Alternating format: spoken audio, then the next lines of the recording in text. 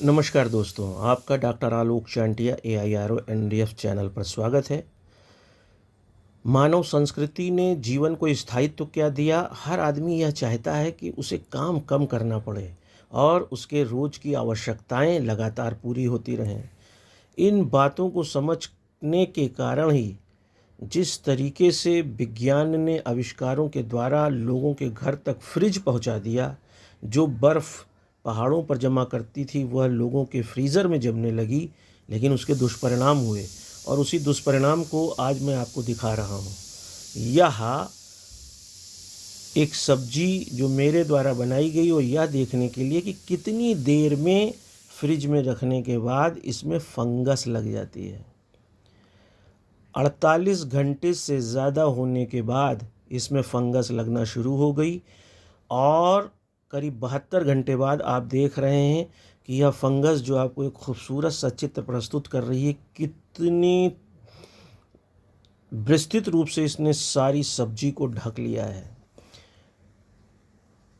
यह फंगस उसी दिन से लगना शुरू हो जाती है, करीब 14 या 15 घंटे बाद, जब फर्मेंटेशन की क्रिया फ्रिज में शुरू हो जाती है। और आप जानते हैं जहाँ नमी होगी, अंधेरा होगा, वहाँ पर फंगस पनपती ही है। और हर व्यक्ति अपने फ्रिज की टेम्परेचर, नमी को या उसको टाइट बंद करने को बार बार खोलने के कारण ज़्यादा गंभीर नहीं होता है। उसका परिणाम होता है कि आपने जो सामान फ्रिज में रखा है वह वास्तव में संक्रमित होना शुरू हो जाता है, क्योंकि आप एक दिन में दसियों बार अपना फ्रिज खोलते हैं और उसमें आप खाद्य सामग्री जो रखी है उस खाद्य सामग्री में लगातार प्रकाश पहुंचता है, नमी पहुंचती है और उसका परिणाम यह सब्जी होती है। अब सबसे बड़ी चीज़ ये है कि अगर इस तरह के सब्जी को, या तो खैर बहुत ख़राब हो गई, लेकिन अगर 12 घंटा, 13 घंटे बाद, 14 घंटे बाद की किसी सब्जी या खाद्य पदार्थ को आप खा रहे हैं तो उस फंगल इन्फेक्शन के कारण आपके शरीर में सांस लेने की बीमारी पैदा हो जाती है।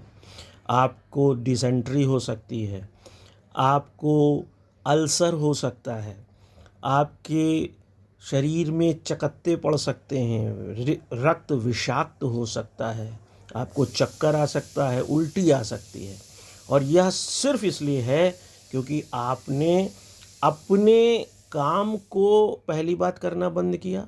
एक लंबे समय तक रखे गए खाद्य पदार्थ को उपयोग करके आपने जीवन की अपनी शैली अपना लिया है। अगर आप ऐसा कर रहे हैं तो आपको सावधान रहना चाहिए।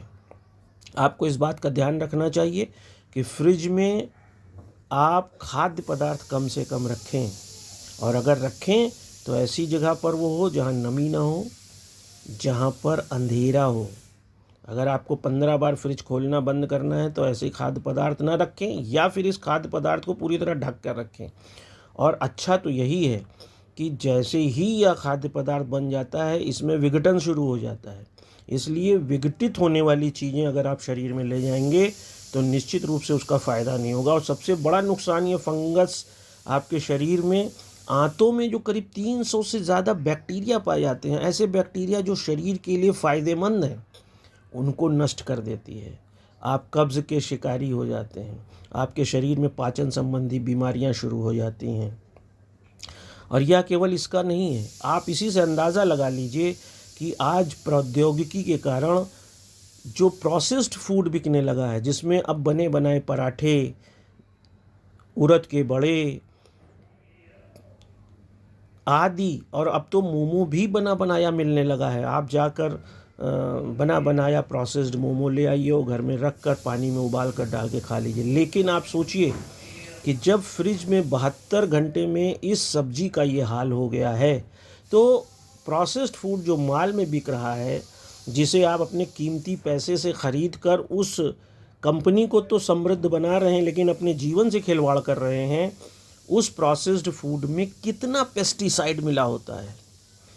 लाख विज्ञान ये कहे कि आपके प्रोसेस्ड फूड में पेस्टिसाइड इतना मिला है जो मानक के अनुरूप है, यहीं पर सबसे बड़ा प्रश्न उठता है कि प्रोसेस्ड फूड में भी पेस्टिसाइड मिला है, पानी में भी पेस्टिसाइड मिला है।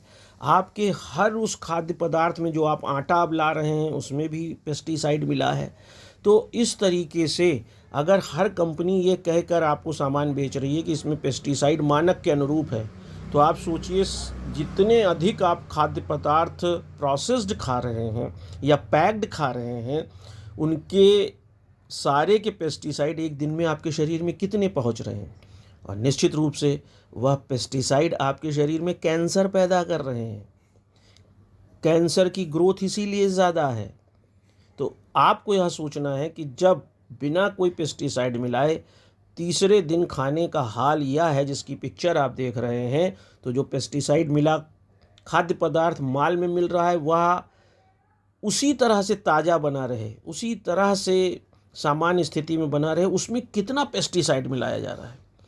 और जहर खाकर तो कोई स्वस्थ नहीं रह सकता। ये बात अलग है कि थोड़ा थोड़ा जहर आपके शरीर में पहुँचते पहुँचते शुरुआत में जब आपको कोई नुकसान नहीं महसूस होता है तो आप समझते हैं कि यह वीडियो या कोई भी बात झूठी है। लेकिन एक दिन ऐसा आता है जब यह स्थिति भयावह हो जाती है और आपके पास कोई चारा नहीं बचता है कि आप दूसरे फेज़ में जाकर अब अपने जीवन और मौत की लड़ाई लड़ें, कैंसर की लड़ाई लड़ें, अपने पैसा बर्बाद करें।